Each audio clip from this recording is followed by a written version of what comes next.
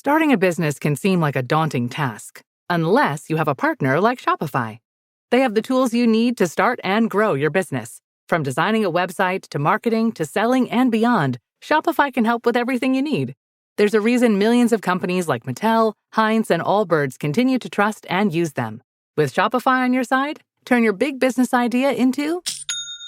Sign up for your $1 per month trial at shopify.com/special offer. Hey, Fidelity. What's it cost to invest with the Fidelity app?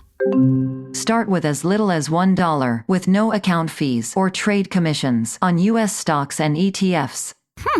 That's music to my ears. I can only talk.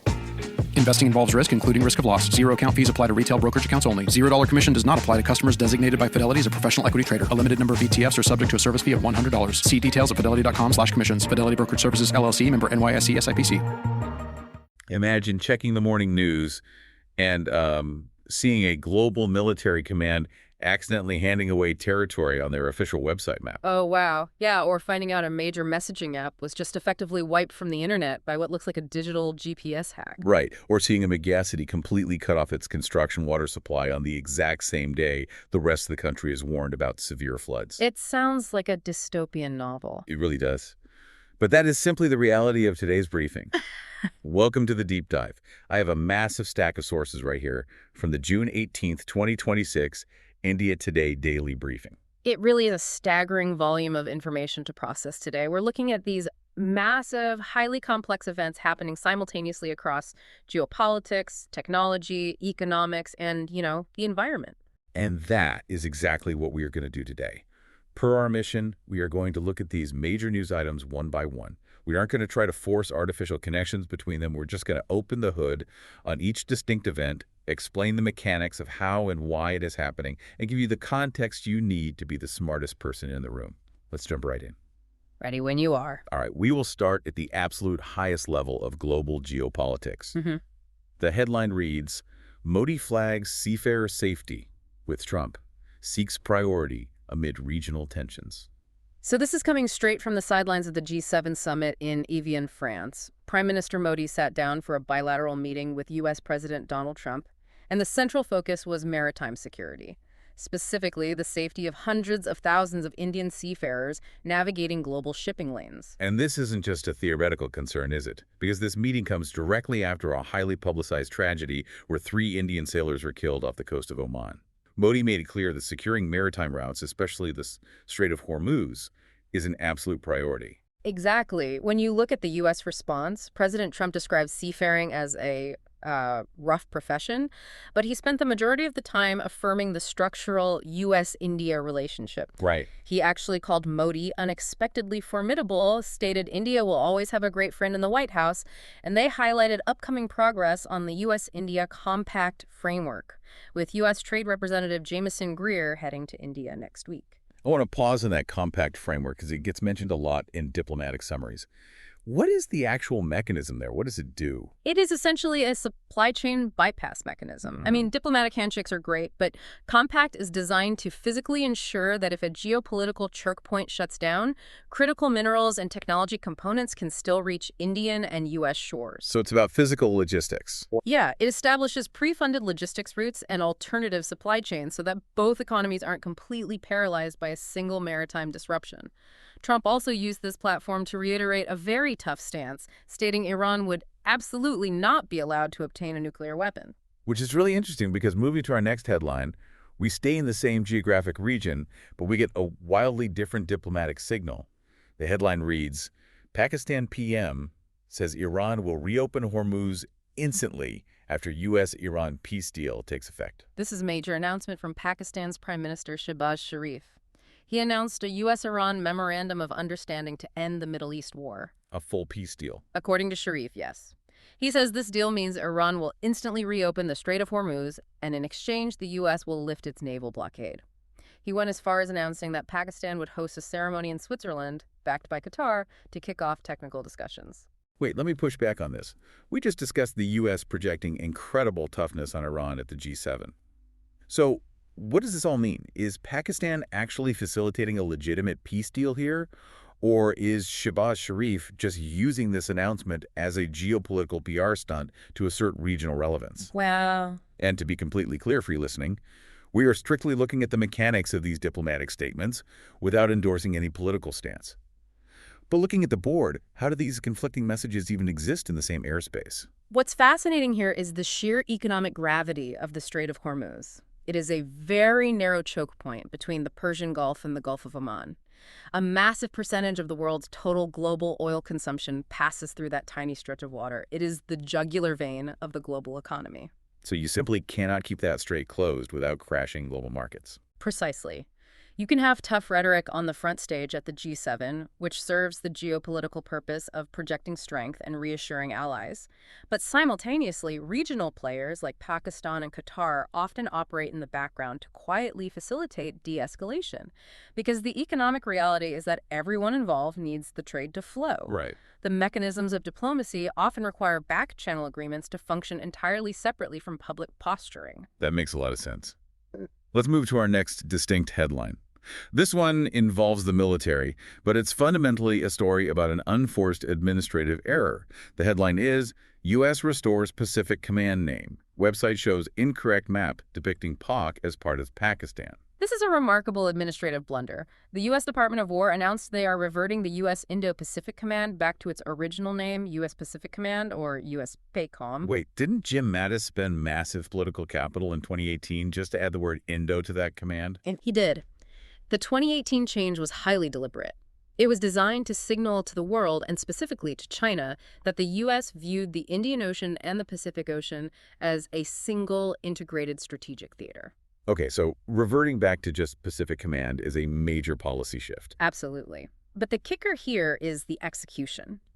When they updated the command's official website to reflect the name change, they published an incorrect map in their Area of Responsibility section showing Pakistan-occupied Kashmir as part of Pakistan. I mean, it's basically like redesigning your company's logo but accidentally giving away your neighbor's property on the corporate map. Reverting a name that was meant to reassure India while simultaneously fumbling the map of India's borders on your official military website is just a diplomatic train wreck. It sends an incredibly confusing, clumsy message to the very allies the U.S. is trying to court. It really exposes how bureaucratic layers operate. You can have high-level strategic decisions made in the Pentagon, but if the web management team pulling digital assets for a site update doesn't have rigorous geopolitical oversight, you end up triggering an international incident over a JPEG. Yeah, over a JPEG. Incredible. Well, our next item on the briefing shifts our focus to international trade, where things seem a bit more coordinated. The headline is, India-EU to sign free trade agreement by year-end, says Ursula von der Leyen. Right. European Commission President Ursula von der Leyen, along with European Council President Antonio Costa, met with Modi and announced they will finalize this free trade agreement by the end of 2026. They are literally referring to it as the mother of all trade deals. Wow. Beyond just the removal of tariffs, the big mechanism they are pushing here is the India Middle East Europe Corridor, or IMC. How does that physically work? IMS is essentially a massive integrated infrastructure project. It is a physical network of railways, ship-to-rail transit networks, and road transport routes. The goal is to create a physical bypass. So getting away from maritime choke points? Exactly. Right now, trade relies heavily on the Suez Canal and the maritime areas we talked about earlier. IMS is an attempt to lay down steel and concrete to ensure that goods can move from India through the Middle East and into Europe without being entirely dependent on a single waterway.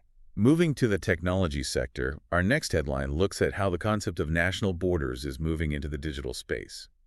The headline reads, Europe confronts U.S. AI dominance as G7 and Viva Tech prioritize tech sovereignty. We are seeing genuine panic in Europe over their dependence on U.S. artificial intelligence infrastructure. This completely dominated discussions at the Viva Tech conference in Paris, which had like 180,000 attendees. That is massive. What set off the panic? Well, the immediate spark was the U.S. placing export restrictions on Anthropic's most advanced AI models for foreign nationals. Europe suddenly realized they don't own the underlying infrastructure of the next technological era. The proposed solution from France and the EU is to build what they call AI gigafactories and push their own startups, like Mistral. But why is it so incredibly difficult for Europe to just build their own sovereign tech ecosystem? Because localizing AI isn't just about writing good software. It is a massive physical and resource-heavy endeavor. You need enormous data centers, you need millions of highly specialized silicon chips, and crucially, you need massive dedicated energy grids to power and cool all of that compute. Which explains the cost factor. The briefing notes that European companies face up to a 40% premium to use European cloud alternatives instead of U.S. providers. Exactly. U.S. tech giants have achieved a scale that drives down the cost of compute. You can't just decree an AI gigafactory into existence. You have to build out the energy and hardware supply chains. And until you achieve massive scale, your local businesses are going to pay a heavy premium just for the privilege of keeping their data on local soil. Our next headline stays in the tech world, but looks at a direct conflict between megacorporations. The headline is, Durov accuses Reliance of sabotaging Telegram access. Jio rejects allegations. Telegram CEO Pavel Durov went on X and explicitly accused Reliance of global sabotage. He claimed they were disrupting Telegram access for millions of users, including in the UAE, using a technique called BGP hijacking. And what was his suspected motive? He suggested this was intentional sabotage tied to competitive motives, pointing out that Reliance is partially owned by Meta, the parent company of WhatsApp. And we should note immediately that Reliance Jio firmly and outright denied these allegations, completely rejecting any involvement in sabotage or pushing for a ban on Telegram. But I want to understand the accusation itself. Okay, let's unpack this BGP hijacking. Is it essentially like a rival business maliciously changing all the street signs in a city so customers can never find your store? If we connect this to the bigger picture, yeah, that is exactly what it is. A better way to think about BGP is that it's the GPS routing algorithm of the entire internet. It constantly updates to find the fastest path for data to travel.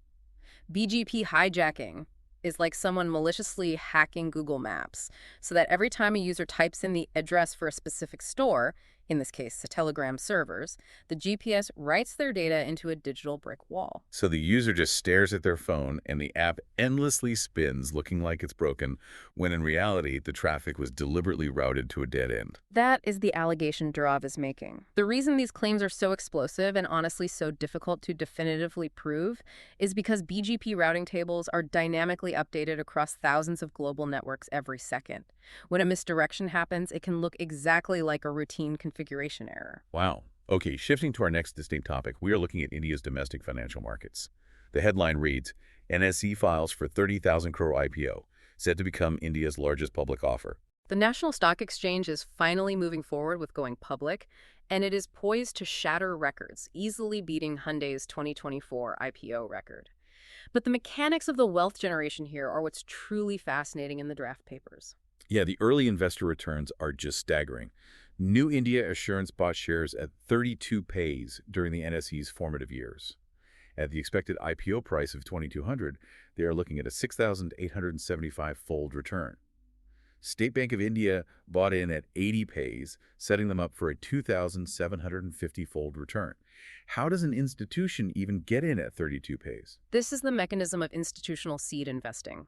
Decades ago, when the modern exchange infrastructure was being built, these state-backed institutions provided the foundational capital to create the entity.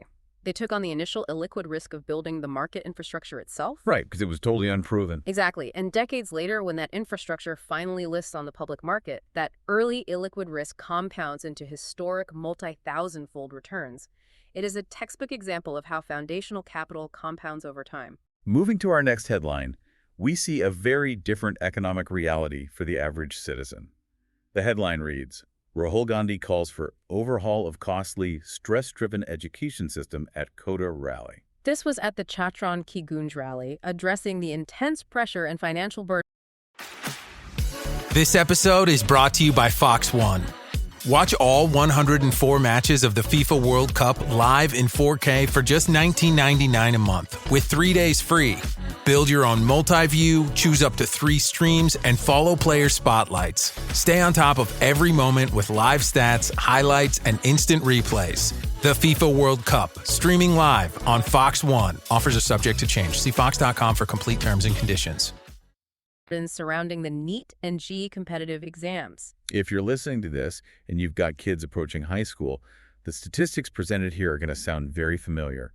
And again, maintaining absolute neutrality, we are purely looking at the data presented at the rally. Gandhi highlighted that Gen Z families are spending nearly 3 times the union government's entire education budget just on preparing for the top 5 competitive exams. Right. He cited data claiming that only 12 out of 1,000 youth secure formal salary jobs. The mechanism he's critiquing is the coaching industry ecosystem itself, particularly in hubs like CODA. He actually called the current setup an extortion machine and a rejection system. Here's where it gets really interesting. We just talked about how we have institutions pulling in 6,800 times their initial investment, while families go into massive debt just for a 1.2% chance at a formal job. How sustainable is this contrast for the listener's economy? It's a critique of the pipeline. The critique focuses on how an exam system, originally designed to be a meritocratic filter, has structurally evolved into a highly capitalized industry that demands immense upfront investment from families with very little statistical guarantee of a return. It highlights a massive bottleneck where the cost of attempting to enter the formal economy is draining middle-class savings. It's just a lot of pressure. Let's turn to our next headline, which deals with extreme environmental volatility. Because the stress isn't just economic. The headline is, IMD puts 21 states on alert as heavy rain, thunderstorms, and 80-kilometer-hour winds expected. The India Meteorological Department is tracking a highly aggressive weather system. We're talking about severe conditions, 60 to 80 km/h winds, a western disturbance in the north, and heavy, continuous rains across the northeast and the south. What exactly is a western disturbance mechanically? Why does it trigger these massive alerts? A western disturbance is essentially an extratropical storm originating in the Mediterranean region. It travels eastward, pulling massive amounts of moisture with it. Yeah. When it hits the Himalayas, it is forced upward, which rapidly cools the air and causes it to dump all that stored moisture across the northern regions. It is a natural mechanism, but the sheer intensity and the wind speeds involved are prompting these widespread, multi-state destruction alerts. But right alongside those flood alerts, our next headline highlights a completely different crisis. The headline is, Mumbai imposes construction water cuts as reservoir levels fall to 10.35%, leaving only 40 days of supply. This raises an important question about our infrastructure. While the IMD is tracking massive downpours, the financial capital is experiencing its driest June in a decade. Mumbai's reservoir levels are at 10.35%. That is dangerously low. It is. To preserve the remaining 40 days of supply, the city has entirely cut off water to all construction sites, and industrial and commercial facilities are facing 20% cuts. Pune is also moving to alternate day water supply. But how does a megacity literally run out of water while the broader region is on alert for torrential rain? It comes down to a concept called urban imperviousness. In a natural ecosystem, when heavy rains fall, the soil acts like a sponge, absorbing the water and recharging the underground aquifers. But when you pave over a megacity with concrete and asphalt, it becomes impervious. The water cannot sink in. So when the rains finally do come, they just hit the concrete, turn into destructive flash floods, and wash straight out to the ocean instead of filling the water tables. Exactly. Urban imperviousness means that severe floods and severe droughts are actually two sides of the exact same infrastructure failure. You can't capture the deluge, so you suffer when the dry spell hits. And with the broader fear that this reflects India's weakest monsoon overall in 11 years, the agricultural output implications are severe. Man, that is bleak. Well, to lift the spirits after heavy economic and environmental news, let's pivot to a pure moment of national triumph. Our final headline for today reads, Manhana, Shefali, and Chirani power India to 95-run win over Netherlands in T20 World Cup. A truly dominant display on the pitch in Leeds. India put up 209 for 5, which is the highest total in tournament history for India, completely crushing the Netherlands by 95 runs. I watched the highlights of this match, and the Dutch bowling attack just looked entirely broken by the pressure of the opening stand. Shefali Verma hit her maiden T20 World Cup 50, scoring 55, and Smriti Manhana was just relentless, scoring 74. You mentioned the Dutch bowling breaking down, and the scorecard absolutely reflects that. The pressure of T20 cricket is immense, and when batters like Manhana start aggressively finding the boundary, she hit 4 consecutive fours at one point, it literally destroys a bowler's release point mechanic. Oh, yeah. The Dutch gave up 6 wides in a single over. They physically could not locate the strike zone under that assault. And then the Indian spin attack took over to finish the job. Sri Chirani was... This episode is brought to you by Redfin. You're listening to a podcast, which means you're probably multitasking. Maybe even scrolling home listings on Redfin, saving homes without expecting to get them. But Redfin isn't just built for endless browsing. It's built to help you find and own a home. With agents who close twice as many deals, when you find the one, you've got a real shot at getting it. Get started at redfin.com. Own the dream. Spectacular, taking 4 wickets for 19 runs and nearly securing a hat trick. Didn't the Netherlands lose their last 5 wickets for just 1 run? Yeah, they collapsed entirely. Just a masterclass in execution under pressure. It really was a clinical breakdown of the opponent's strategy. Awesome. All right, well, that brings us to the end of today's deep dive. We have walked through 11 distinct, massive shifts happening across the globe today. From the diplomatic posturing over maritime choke points, to the mechanics of global tech monopolies, down to the concrete infrastructure of our cities and the compounding realities of the financial markets. Thank you for taking the time to understand the mechanics behind these headlines with us. Before we sign off, I want to leave you with a final thought to consider.